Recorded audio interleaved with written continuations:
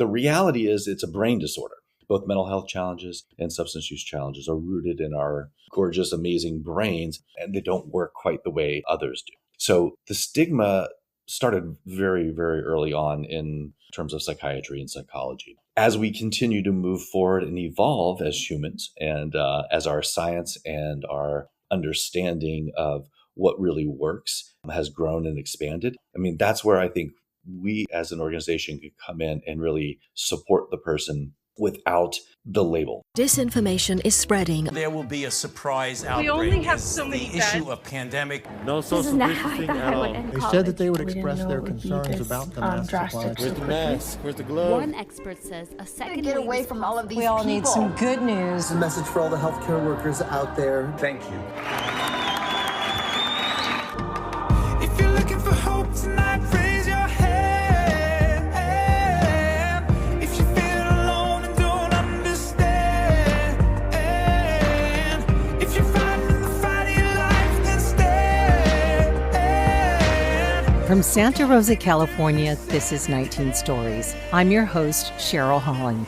Welcome to a very special episode that is launching during the week of Podcasthon, the world's largest podcast charity initiative, bringing together podcasters worldwide to raise awareness of local nonprofits and charitable causes. And what's more timely and relevant right now than delving into a discussion of behavioral health with an organization that has been servicing its clients for over 55 years.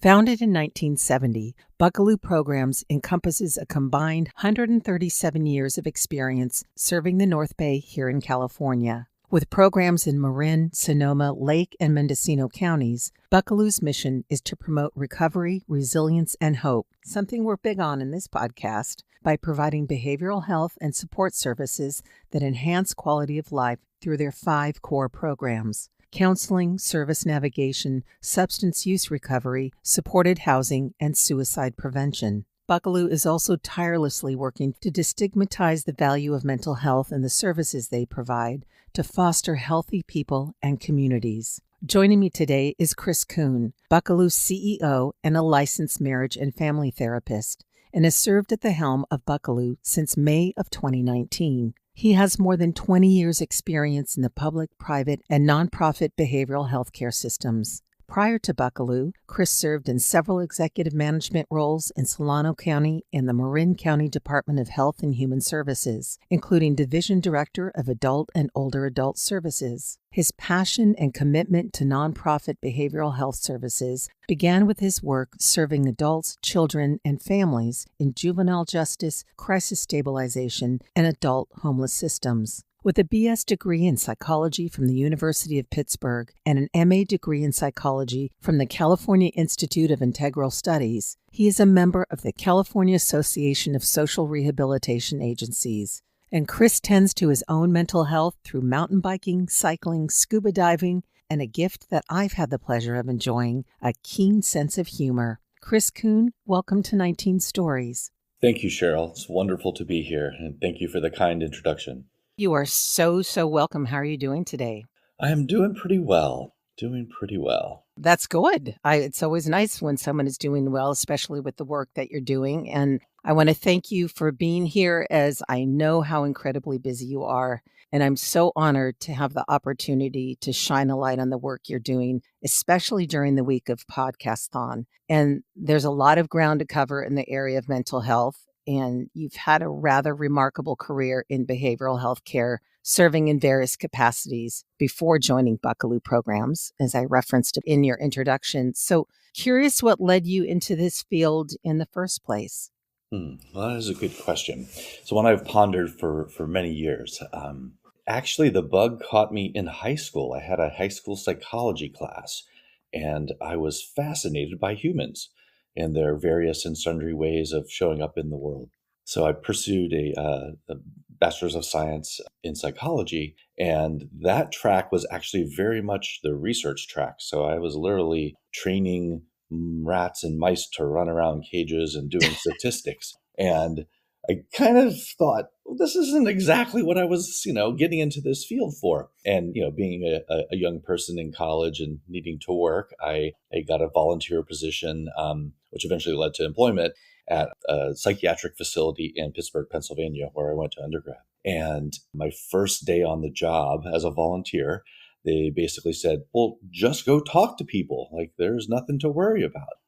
So they literally, after a minuscule orientation, they opened up the door to the inpatient unit and said, just go out and hang out with people. And, I had this in my head of like, oh my gosh, what is a mental health person, or what is a person with mental illness like? What are they, what's going on? And they're human beings, just like you, just like me. They just happen to have a different type of challenge than most of us. And so after volunteering at the psychiatric facility, I just said, these cheerleading rats that run around a maze is kind of interesting, but the real passion I have is helping humans navigate their journey. And so that's how I got into this field. And then going through undergraduate and then realizing that I truly wanted to be a therapist, and came out to California in 1995 to go to the California Institute of Integral Studies and got my license as a licensed marriage and family therapist and started a private practice. And about 3 years into my private practice, I got kind of bored.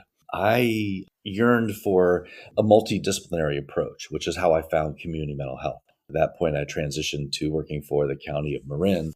And what I really found exciting and effective is that I wasn't just a therapist sitting in a room by myself with the individual struggling with whatever challenges that life presented them, but it was really a team of people wrapping around other humans who were in crisis or in their own challenge. And it was that teamwork, that collaboration, and that partnership that really inspired my work in the behavioral health field. So it sounds like those were the rewards you were seeing by transitioning from a therapist to a leadership role. Mm-hmm. And being a therapist still helps in the leadership role. Oh, sure. I would imagine it does. You're dealing with humans. You're not dealing with those rats going in circles. Yeah. I'm sure there's moments you might think, God, those rats really were actually quite a lot of fun. That would be so much easier to deal with rats easier. No pushback.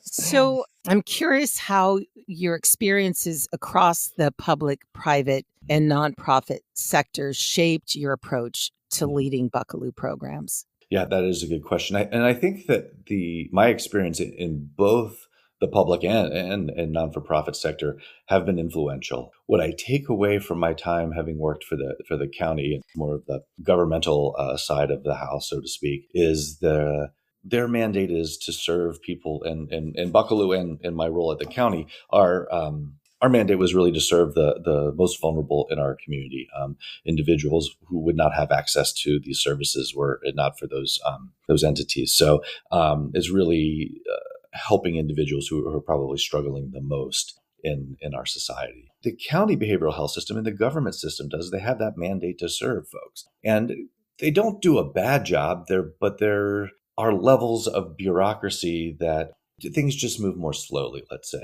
And as I transitioned into the nonprofit realm, one of the things that I got really excited about and I so appreciate is that it's still a partnership with our county behavioral health system here in California, but yet we get to be more innovative and we can be more nimble as a nonprofit in terms of creating programs where we see, a gap in our community of services, in the level of services that are offered. That we can see the gap, we can create a programmatic support to that gap for individuals and move forward much more quickly. What happens that's helpful from the sort of governmental perspective is that you get the bigger picture.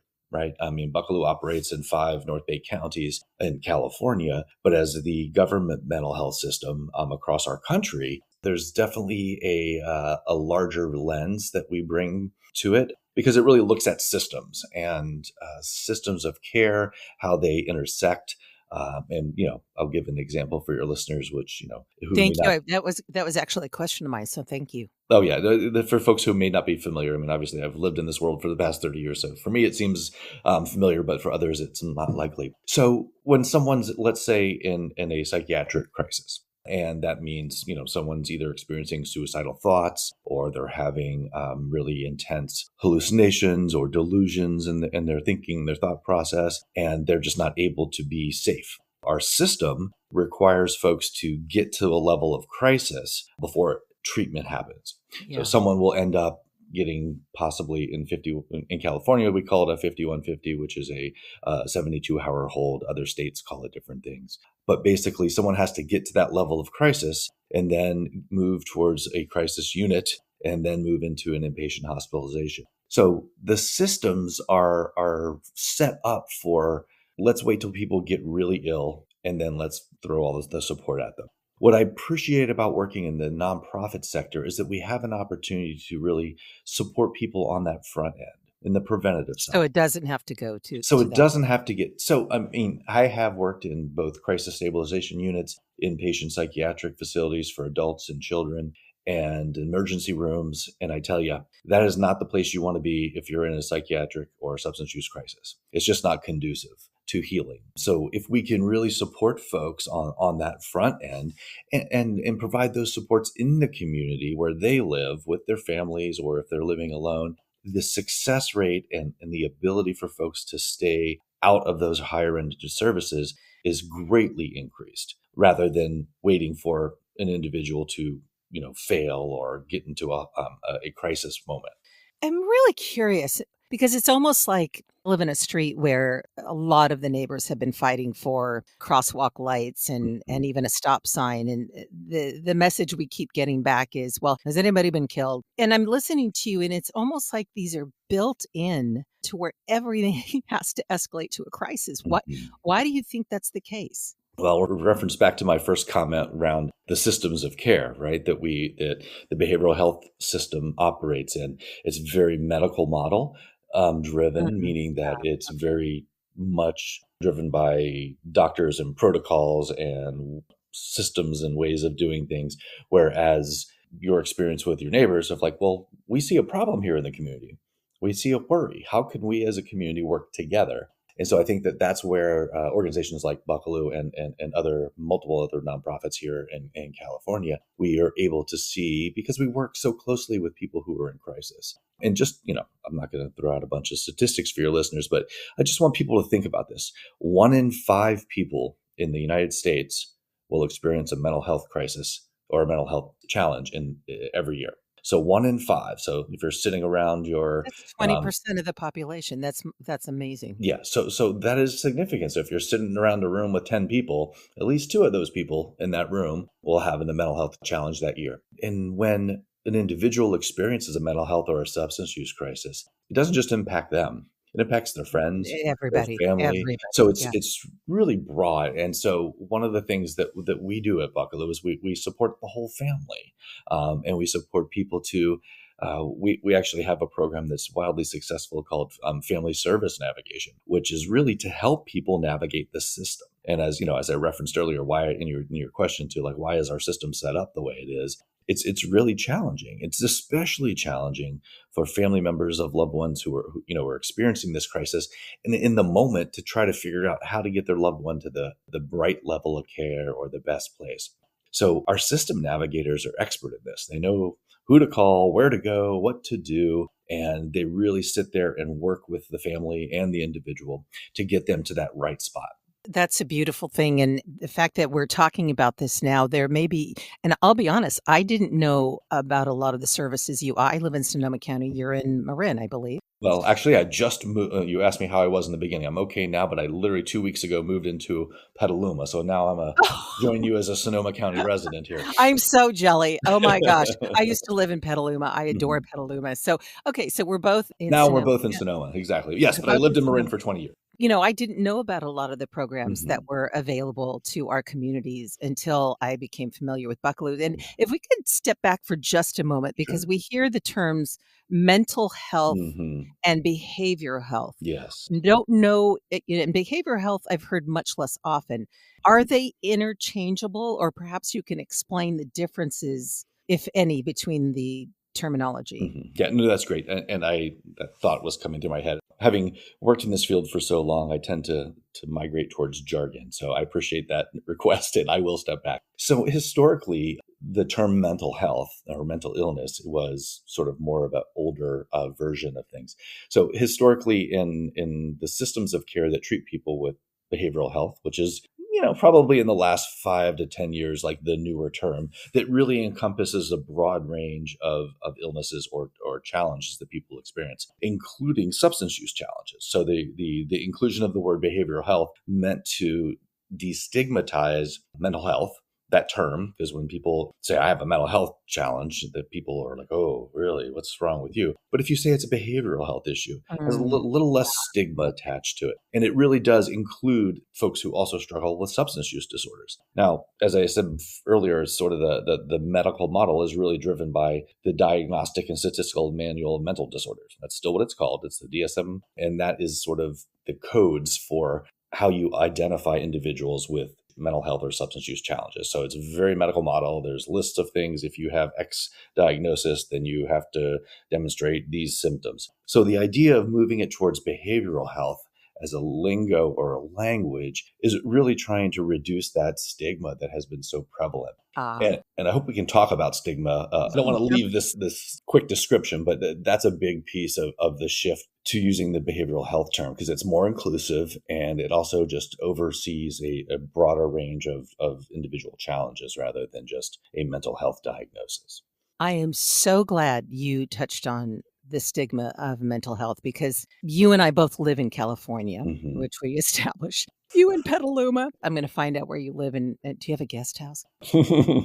So there's a bit more of a holistic approach, if you will, to mind, body, and spiritual health. Yes. And yet there's still a stigma surrounding mental health. And I really appreciate you talking about the terminology and how behavioral health takes the rub off mental health, so to speak. So let's talk about that. What are the stigmas you encounter surrounding mental health care, and where do you think they stem from? And how do you help to educate people so you can be effective in your work and the people who will seek you out to get the help they need? Well, that is a huge question. And I certainly appreciate that. And I think I'll do a little history lesson. Let's go back to Freud. Do we have to? No. We do not. I love my mother. Exactly. There you go, Sean. So even in the early years of psychology and psychiatry, as they began to identify these disorders and place them into the Diagnostic and Statistical Manual, there was really a heavy emphasis on something's wrong with the person. There's something wrong. And this is a similar trajectory from the early days of substance use treatment, right? I mean, it was a moral issue. Like, you should just stop using drugs or alcohol. You're morally weak. And similarly with mental health diagnosis, I mean, even at one point, there was out there in literature that it was the mom's fault, right, for raising her child in a XYZ way. But the reality is it's a brain disorder. Both mental health challenges and substance use challenges are rooted in our gorgeous, amazing brains, and they don't work quite the way others do.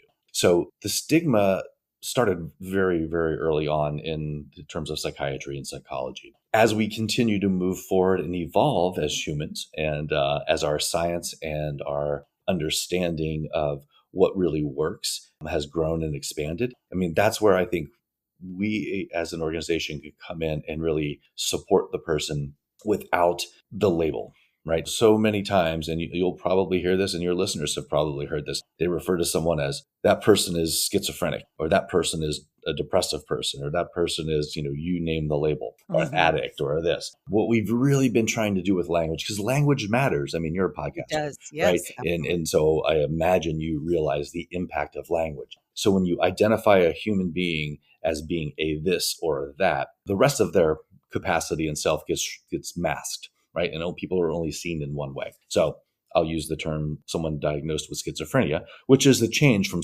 calling someone a schizophrenic. So in similar ways, if you're diabetic, Cheryl, I don't call you a diabetic and you have stigma around that, right? You have a medical issue. We have medical treatments that support that issue. You can live a long, happy, fulfilled life.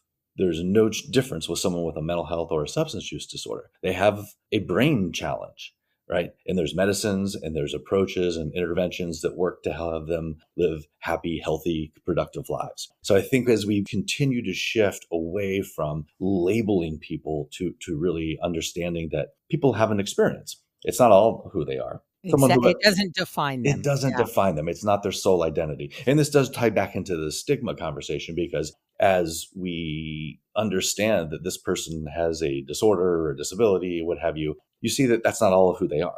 people who with the diagnosis of schizophrenia, they want to have friends. They want to work or volunteer. They want to be part of the community. It's no different than, you or I who may not carry that diagnosis. So I think that's the work we're doing. So how we do that is we get out and talk to people. We do things like this. Thank you so much for this forum to be able to share the fact that stigma is not defining human beings. I think, and I know this is getting a bit cliche, referring to the pandemic, right? But we did go through a worldwide crisis during COVID. One of the things that came out is people started talking a little more openly about their anxiety or their depression or their isolation or their loneliness during the pandemic, right? Because that was a very real experience for everybody across the globe.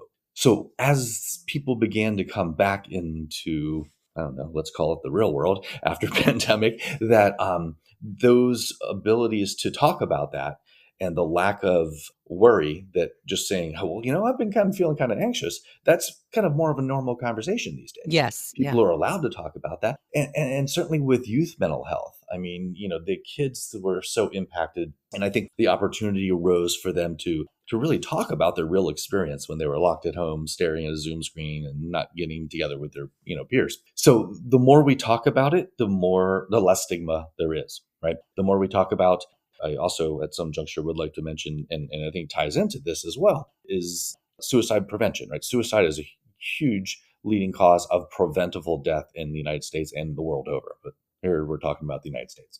So 2 years ago, the United States switched over from the multiple different numbers to call for a suicide hotline to a singular number, 988. Just like the 911 system was set up for emergency response, the United States changed their suicide prevention response to a simple 988 number. And what that does is it gives people who are in crisis. Remember, we talked earlier about the difficulty of navigating the system or what to do. Mm-hmm.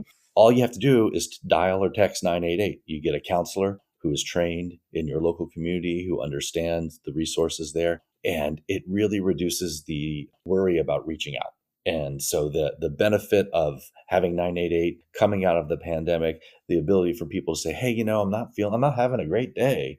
Who could I talk to? Oh, I can just pick up the phone, or I could just text. So that's one way of continuing to reduce the stigma by creating easier access to services. And people have internalized stigma as well. So if I'm feeling anxious or I'm feeling depressed, and I don't think I should be because, I have a good life. Like, why am I feeling this way? That really prevents people from reaching out. So there's this societal stigma about mental health or substance use challenges. And then there's people's individual stigma that they have on their own, which whether it's brought through their culture or brought through their familial systems. So as we do a two-pronged approach in our education and our outreach is reducing that internal stigma as well as reducing the societal stigma, it really provides people with access to services. Now, one of our big challenges as a behavioral health organization, and any behavioral health organization in the United States of America, at least, is that the parity between medical and mental health or substance use is not quite there in our healthcare system.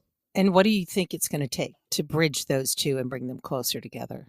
Well, currently, the way mental health and substance use disorder treatments are set up, even though they're medically diagnosed and have medical treatments and successful interventions from that perspective, they are not reimbursed by the United States insurance companies. So, okay. Unfortunately, what has to happen is the public mental health system actually has a broader array of services. So someone who may find themselves in a community mental health setting in a county, here in California, we're operated by 58 counties. So in the county system, they actually have access to a broader array of services than, say, someone who has Blue Shield, Blue Cross, or some fancy insurance, because the majority of insurances don't cover the type of interventions that support people on their journey of recovery. Thank you for speaking to that. And, I definitely want to go back to 988. Yes, yeah. But before we do that, in listening to you talk about societal stigmas, I think of the term going back to the 80s, toxic masculinity. Yeah. And how it refers to a harmful set of masculine traits that can negatively impact men and boys, as well as society. Mm-hmm. But I'm curious if you find men still resist seeking mental health services due to the stigma that, and you kind of alluded to this, that they just need to toughen up and therefore don't need mental health care. Yeah. These fallacies and these myths, whether again they're perpetuated by male culture, or there's certainly here in California we have multiple various cultures melding together, and different cultural backgrounds are more or less open to talking about getting help and having challenges. So I do think that has an impact. And one of my observations, certainly in working in our field, certainly in our substance use treatment program. So we operate a withdrawal management, which is AKA detox center, as well as a residential substance use treatment program. It's usually a 2/3 men to 1/3 women ratio for substance use treatment. For substance use treatment, not necessarily substance. Okay, but for mental health. Okay, all right. But yeah, it's always struck me as interesting the level of discrepancy between, because theoretically, I don't know the perfect statistics, but we're about half and half, right? Half men, half women in the United States of America. And so the prevalence, as I referenced earlier, is 1 in 5. So it doesn't discriminate. Mental health and substance use do not discriminate based on socioeconomic status, race, gender, ethnicity. It is an equal opportunity experience, right? So it cuts through all of that. So just because someone may be, very wealthy or very poor, it has no reference to their socioeconomic status. It impacts everyone. It's equal opportunity, unfortunately. Unfortunately, right. So yeah, it's interesting that way. I think that there has been some shifts. I mean, again, certainly coming from the pandemic, and also just becoming more educated to the resources that are available. And I think what also is so crucial, and that Buckelew really espouses this in most of all of our programs, is that people who have gone through treatment are one of the best advocates for other people in the community who need treatment. And what I mean by this is, in our lingo, we call folks who have gone through treatment or like sort of working in the field now,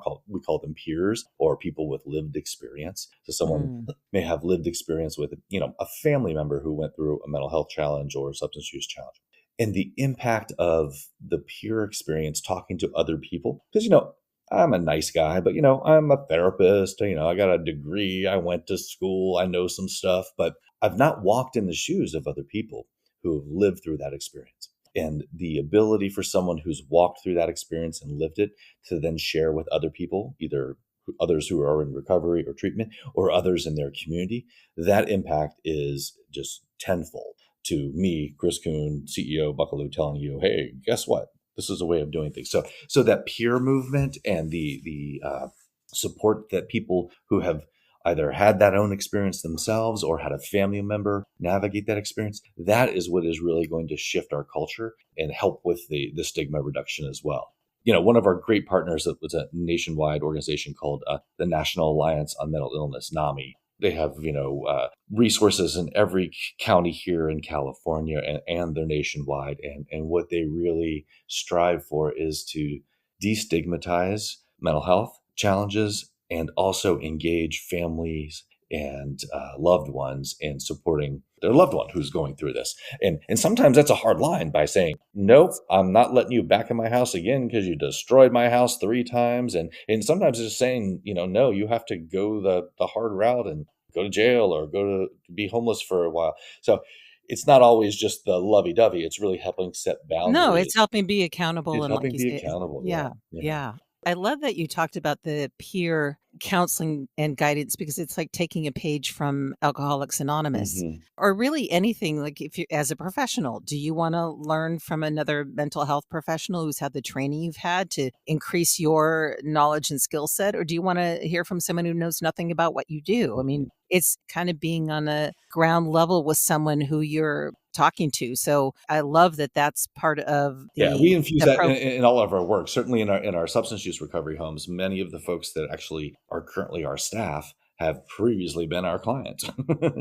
Interesting. I didn't know that either. I didn't know we that. have some regulations and rules about how long they have to be, in recovery prior to working for us. But many people find that part of their healing journey is being able to give back to the community and help others navigate. So that is the beauty of supporting people with lived experience. So we have our family service coordination team, and it's not just, folks who are doing sort of the ground level work. We have senior management teams, we have leadership teams who identify as someone with lived experience. So, we really are infusing that throughout our entire organization. You mentioned the 5 core programs, and you've touched on 2 of them, service navigation suicide This is- prevention, which I want to speak a little bit more about. And you basically touched about the substance use recovery, but there's also you provide counseling, Mhm. individual and group therapy, and then Supported you serve housing is the biggest. supported Yeah. housing. Yes. Mhm. Okay. So could you just maybe touch on what, Yeah, if you want to go into each of them just a little bit certainly. more so people understand what that looks like in Right. real life? Right. So I think we talked about that service navigation, which is really, Yeah. supporting families or individuals in crisis having to navigate the system. And it's not just like, here's a phone number, go call. I mean, our team will say, get in the car. Well, let's go to that meeting with that doctor over here. And, really that's that level of Hands-on. hands-on. And, as I did talk about our substance use, I mean, I think the thing that makes Buckelew a bit unique is that we kind of have, not kind of, we have a continuum of care within our organization. And what I mean by that is, let's use the substance use realm for a second, and then I'll switch over to the supported housing.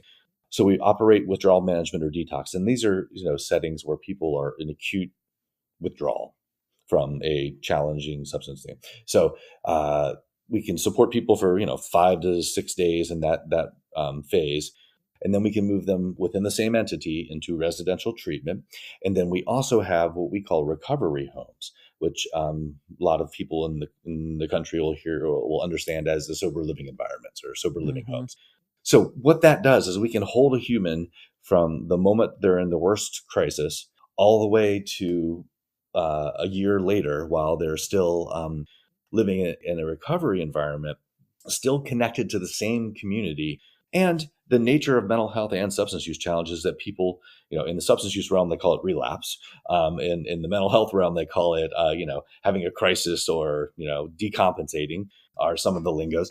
But the benefit of having this continuum is that people can stay within our organization and go up and down the ladder of intensity depending on their need. And I think that's amazing. where we get the most success as we support people. And what often happens is people go, one place here to another place there, having to tell their whole story again. It's just horrible. And it could be traumatic to some people to have to repeat their stories. So I think one of our benefits is that we really have that continuum where we can support people up and down the levels of care. And, just like our substance use continuum in the mental health side of our experience is that we have a continuum of housing and supportive services. So we have everything from an acute crisis residential program, someone coming directly from, say, an inpatient psychiatric hospital, or instead of going into an inpatient psychiatric hospital, back to this prevention thing, going to this crisis residential program where they could stay up to 20-ish days, depending on what's going on with them.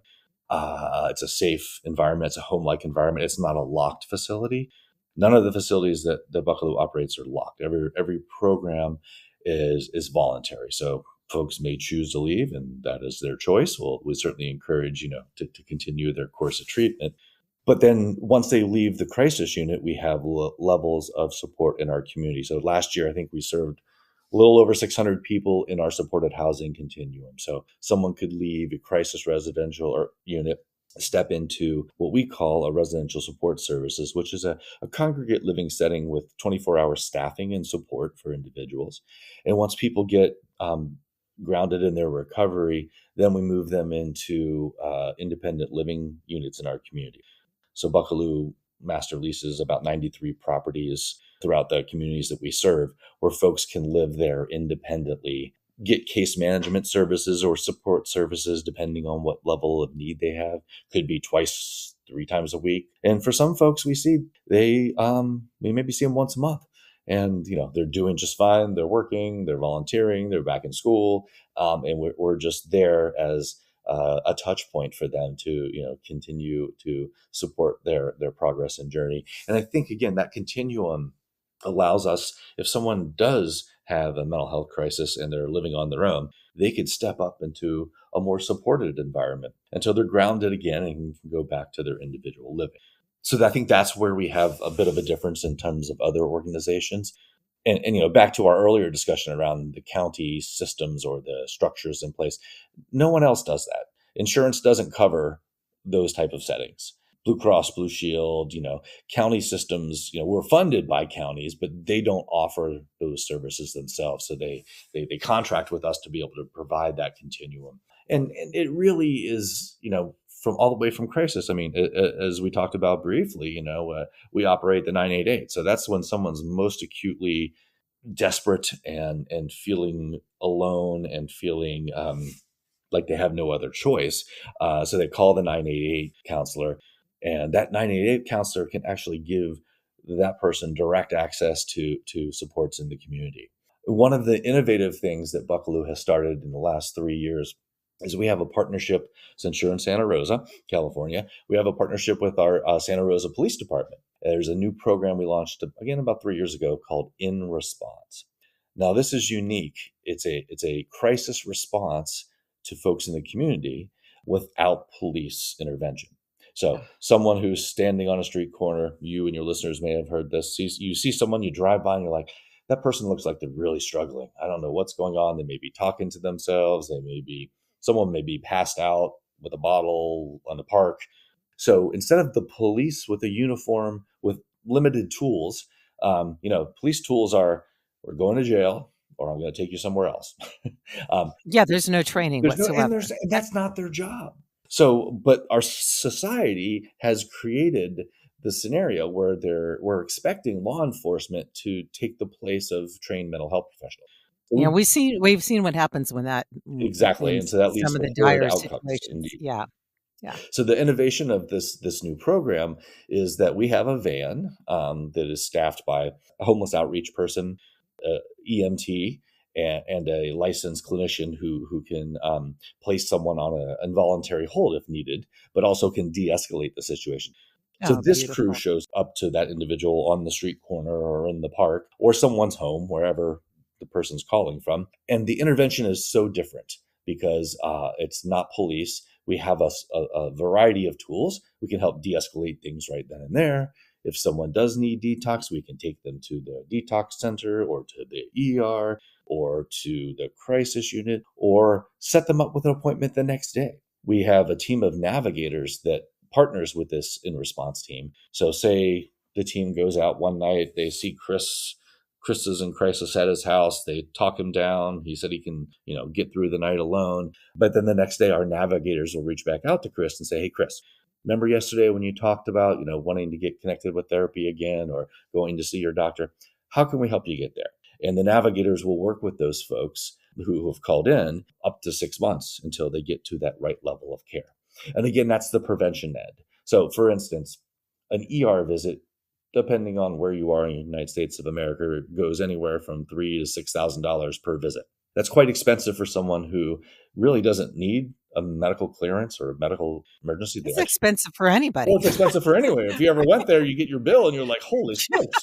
Now I really need what happened? Yeah, like mental help or financial help, one of the two, right? When you look at those bills. Oh, yeah. So the ability for this team to go out in a preventative way and a much less expensive for sure, but also a less traumatizing way, right? I mean, no one who has ever had a mental health or substance use crisis has gone, thank goodness I was in jail. That really helped. Well, we're not even going to jail yet. What if a policeman shows up? It's already combative. It's already putting the person on defense and not open to whatever services available to them. But let me ask, if I may interject. First of all, I think this is brilliant. It sounds like it's. Correct me if I'm wrong. Is it only happening here in Sonoma County? Because I've never heard of that. Mm-hmm. And I lived in LA and was surrounded by a lot of people who needed mental health services. And there was nothing available like this. It's been an innovation probably in the last, it's existed for a while. Actually, the model that we use was based out of a program in Portland called Cahoots. It does stand for something, and I can't remember it offhand, but people could Google it. And so it was a model that came out of that clinic up in Eugene.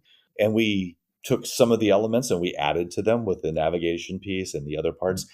So actually statewide in California, there is a mandate for every single county. So the 58 counties must have a 24/7 mobile crisis response for our community. As of when? Really? Just happened about a year ago. January 1 of 24, the state required it. Now, doesn't mean that everyone implemented it, but now it is coming more to fruition. So yes, I mean, everywhere in California, but obviously we're a very diverse community as a lot of the world where Urban centers are obviously very different than rural environments, right? Even in Sonoma, where we live, we've got the very rural coast, and then we've got sort of the bigger cities in inland. So the response is definitely different depending on the setting and location. Gosh, we've got so much I still want to get in here. We're kind of coming up to the close of our time, but to wrap up that in response, is that available for anybody to call? Because I often see people that I would love to help, and sometimes if I feel like they're open to it, I will approach someone, but that's not always possible. Mhm. Is this a service that I can call? Absolutely. It's available to anyone in the community, not just individuals who are in the Medi-Cal system or anyone in the community we respond to. So yes, you driving by, seeing someone in perceived crisis, you can certainly call in and say, hey, just drove past McDowell in East Washington. There's a tall guy sitting on the corner. It looks like he needs help. Wonderful. So okay. that program is specific to Santa Rosa, but in the rest of southern Sonoma County, there's another program called SAFE, which is very similar, and they operate in those areas. And then in Marin, the SAFE team is also in a couple of the cities down there. So it is growing. The movement is growing. So wrapping up here, Yes. we're going to pack in some things before we do Absolutely. that. But I know that Buckelew Programs also operates with a no wrong door policy, Mhm. ensuring that anyone who seeks your services can access the support they need. Can you just briefly elaborate on what a no wrong door policy means? Yes, absolutely. It's a very good question because it again shows I think the evolution of our behavioral healthcare systems. Historically, if you had a mental health challenge, you had to go over here to the mental health place to get your mental health challenges. And this is somewhat very generalized, but go get that taken care of, and then we'll address your substance use challenges. Or vice versa. If you have a substance use challenge, go over there and get that fixed before we talk to you about any mental health crime. So the evolution of behavioral health is really integrating, and you referenced this earlier too, and it's not just California, the holistic treatment of a human being, right? When you go to the doctor, you don't just look at the blood work, you talk to them about what else is going on in your life. Oh, there's some levels of stress there, right? So it's similar when you're supporting someone with a mental health or a substance use challenge, is that you see the whole person. So what evolved into the no wrong door is a realization that when people are coming for services, they need them right then, right? And it's not like, sorry, we don't do that here.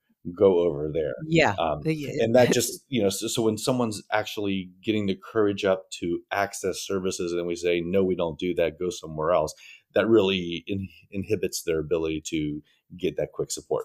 So the evolution in the terminology of no wrong door is literally that. Come on in. What do you need right now? If I can't do that, I am gonna sit here with you and try to figure out how we can get you there or get you connected to someone. So historically it was, well, you don't come to this door, go down the hall to XYZ room. Whereas now it's like welcoming anyone in, hearing what the needs are, and supporting them to get connected to that need. So it's both a systematic shift and a philosophical shift in terms of really seeing the person as a whole human being with multiple needs. It's not like door number 1, 2, or 3. Right. It's any of them, and all of them will work. And show up wherever you are, and we'll get you to the right door. I love it. And you've touched on the services that you provide in a little bit in Marin and in Sonoma counties. Some of them overlap, but others that are unique to the counties they serve. Can you briefly, I know this is such a big question towards the end, but can you briefly touch on what those services are? And are they, because I know in Sonoma County, the services available to people are for Sonoma County residents. Does that hold true for Marin, or which services overlap and are available to in either county? Well, Cheryl, guess what? It comes down to funding. That's how, we get paid. So we contract with the various county behavioral health teams, and they provide. So I mean, their mandate from the state is to provide certain services in the community, and so each community is slightly different. So each community has different services. One of the things that crosses that divide, so to speak, is our family service coordination and 988. So you don't have to be a Sonoma County resident to call and get support at 988, or Marin County resident, or Lake County, or Mendocino County. Anyone in the country can access that number.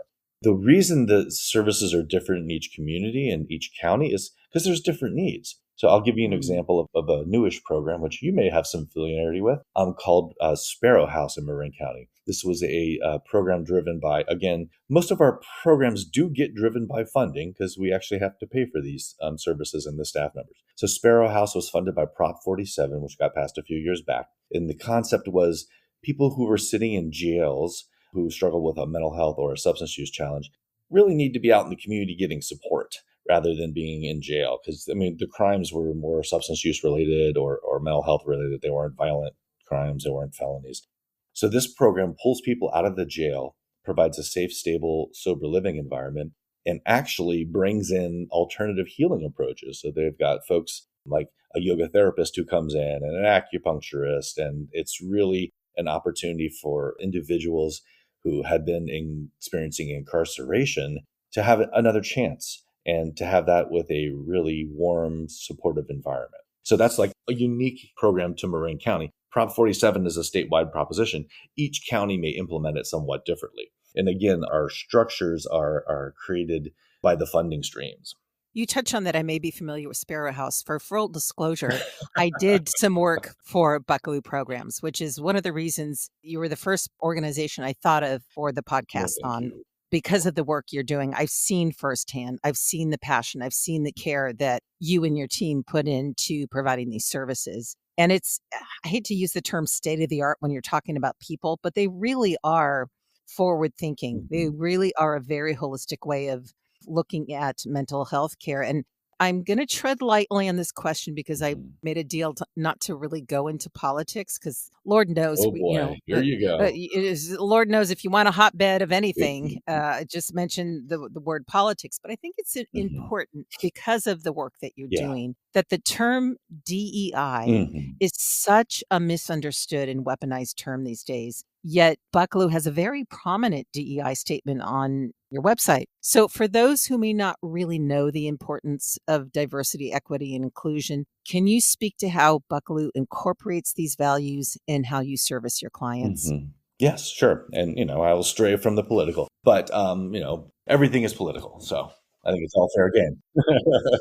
Go where you want. I made a promise to you that I wouldn't go there. So we, like many other entities, created a more formalized DEI process after the George Floyd murder and the work that was going on nationwide around that. We still believe that is incredibly valuable because from my perspective, what we need is individuals in our organization that look like the people we're serving and that come from the same communities as the people we're serving. Not just, in full disclosure for your listeners who can't see me, I am a white heterosexual male.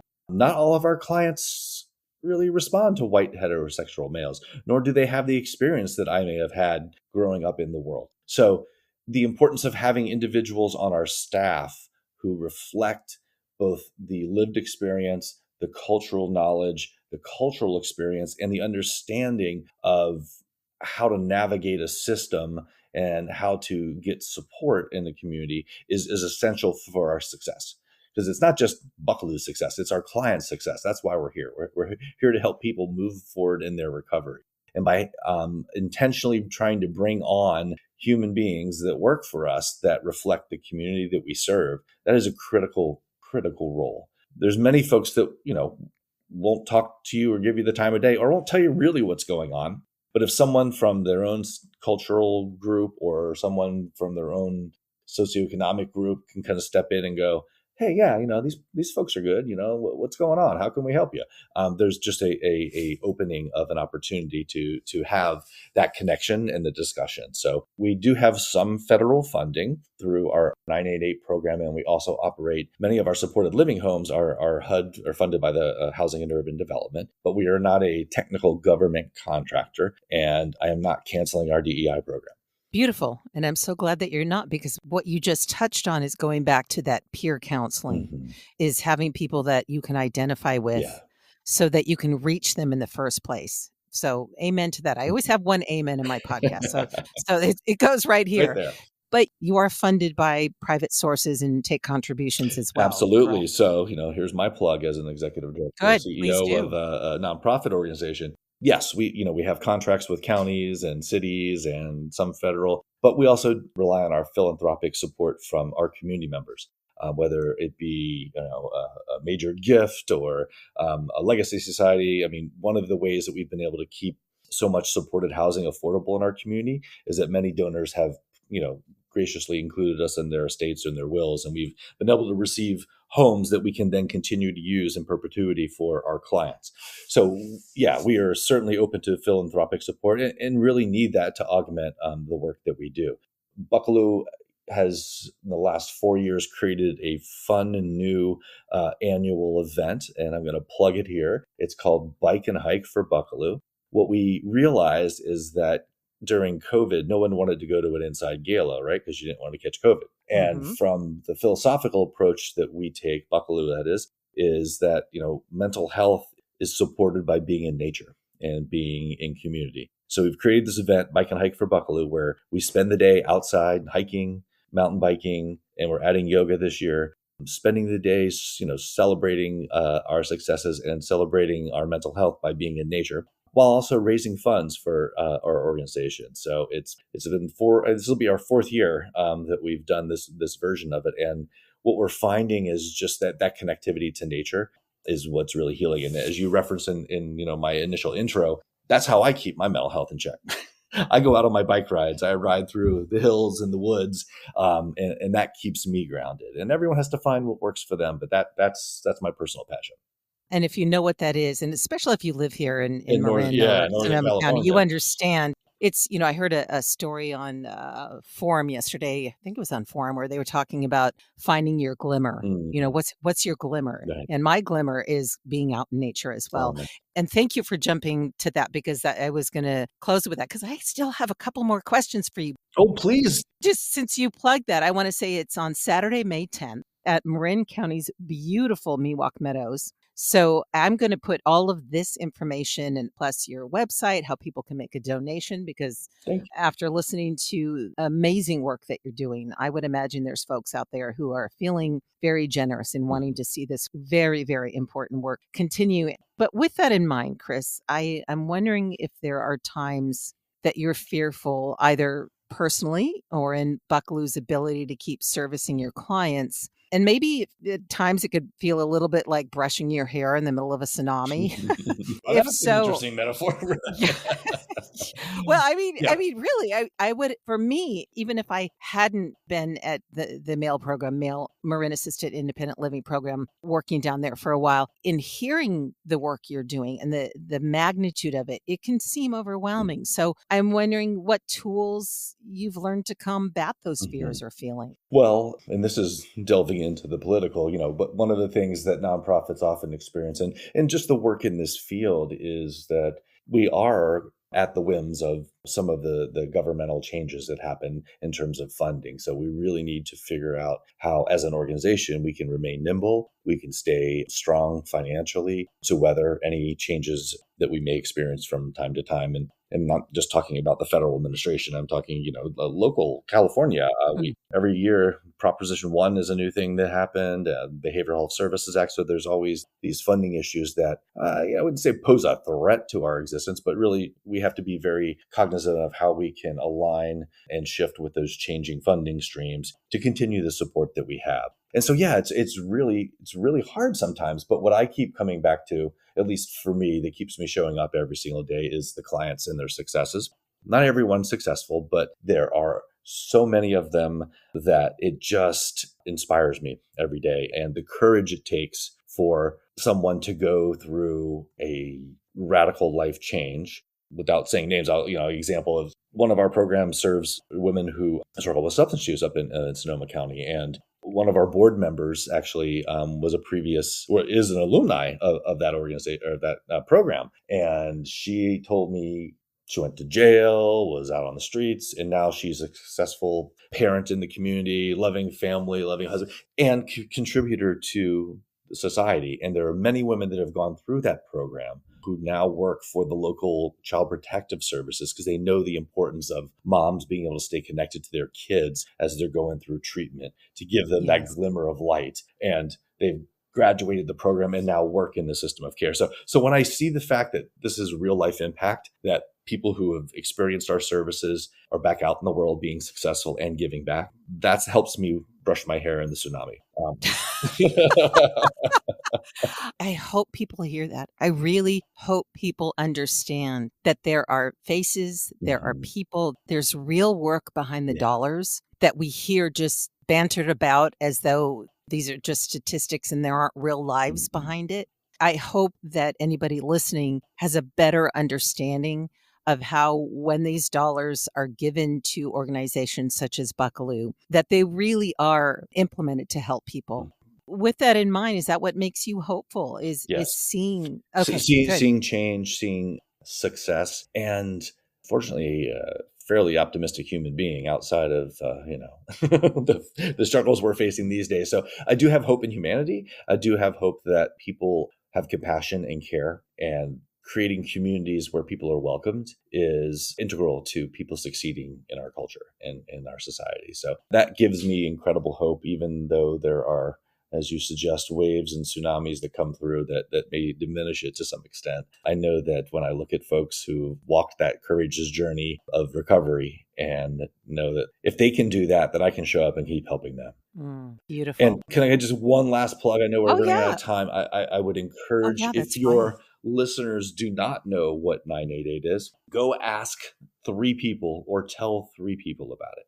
Say, hey, I heard this the other day. Do you know what 988 is? No? Well, hey, it is a anonymous, free resource for anyone in any level of stress or crisis in their life who just needs someone to talk to. And that's how we get people connected to the system. That's how we reduce stigma. And that's how we would create access to services, just reaching out. I'm so glad you came back to that, Chris. I don't know if we touched on the fact that Buckelew operates one of the 12 California call centers, and why it's so very important to put that number in your phone, put it in your friend's phone. Because yesterday I just read about someone in my voiceover community. I did not know him, but I know he was very beloved and revered, took his life. And I heard that it was because he was feeling so isolated, which when we do podcasting or voiceover, it is kind of a solopreneur thing, if you will. But the main thing is he felt like he had no one to talk to about anything that he was going through. And so 988, folks, it's imperative really that you know this number, because, you know, whether it's you or someone you love going through something, it's a safe space. And I know that because your call center in Marin was literally 20 feet from where I work. Yes. And I saw the dedication of these people who, most of them, if not all, are volunteers. Is that correct? It has shifted a little bit. It used to be mostly volunteer and lightly staffed, but now due to the nationwide implementation of 988 and the importance of being able to respond to every single call, we have more paid staff now, they're actually funded. So that's a good thing. And so we're really able to respond to people 24/7, 365. We saw a 42% increase in calls in the last year. 42%. And just in the last year. That's because the number's out there and it's easier. Going back to our earlier conversation, it's easier and people are talking about it and people are saying, you know what, it's okay to call. It's okay to call. Yes, it is. Yes, it is. And one of the things you touched on earlier about COVID and isolation, I don't know if you know that this podcast was birthed during COVID because of the fact, at 19 stories, because the fear that people were feeling because of the pandemic, because of being isolated, because of living in their own fear and wanting to share the stories of hope and redemption, if you will, but pivoting into stories such as Buckelew Programs. And I have one final question for you. Yes, please. Kind of a fun one, I think. If there was a soundtrack to your life, Chris Kuhn, what would be on it and why? Wow. Okay, I wasn't expecting that. Ooh, good. I know.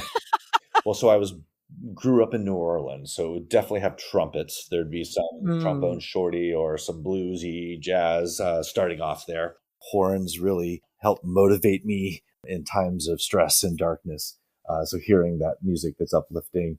I think the other piece is I love me some blues, even when their stories are not always as uplifting or hopeful. There's something soulful and inspiring about that. Just a way to communicate that. And then on the upward note, what buoys me up is listening to the beats from reggae music just kind of makes me smile, and it really shifts my mood. And I'm not sure in this next phase of my life what added soundtracks I would have or what genres of music. But those are ones that stick out to me at the moment. Is there any particular reggae artist that you favor? Oh, gosh. I'm into some local bands right now, and actually at Bike for Buckelew, we're bringing in a local one too. Unfortunately, the cheesy Bob Marley. I mean, I think it's not cheesy. His impact. He came out of a political. His work wasn't just love, and it was really not at all to love and peace towards the end, but it really came out of a political movement and fighting for his people. So there's, I think, a piece that I connect in to his music around fighting for the betterment of all. And this current incarnation of myself as the CEO of Buckelew Programs is really fighting for the betterment of all the folks that we serve and how we can keep them in our community and thriving in our community. You are doing a beautiful job of that, you and your team. Again, having been in your midst, the honor of being in your midst and seeing how all of you work. You just keep doing the good work, Chris. And I just want to thank you for joining me to talk about all the incredible work being done at Buckelew Programs. It really is inspiring to hear about your commitment to improving lives through behavioral health services. And to our listeners, I want to thank you for tuning into this special episode as part of Podcasthon Week. And please remember that if you or someone you love are in need of mental health services, you're not alone. There are resources available to you, as we just heard. And so until next time, stay healthy and hopeful. Thank you, Chris. Thank you so much, Cheryl. Have a wonderful day. You as well.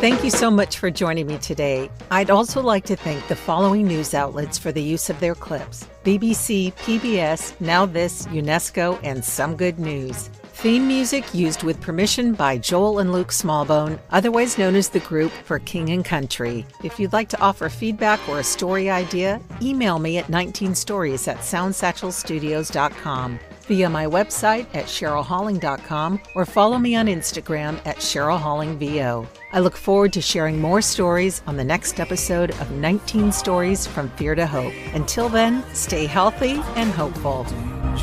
Together with our differences, together we are bolder, braver, stronger.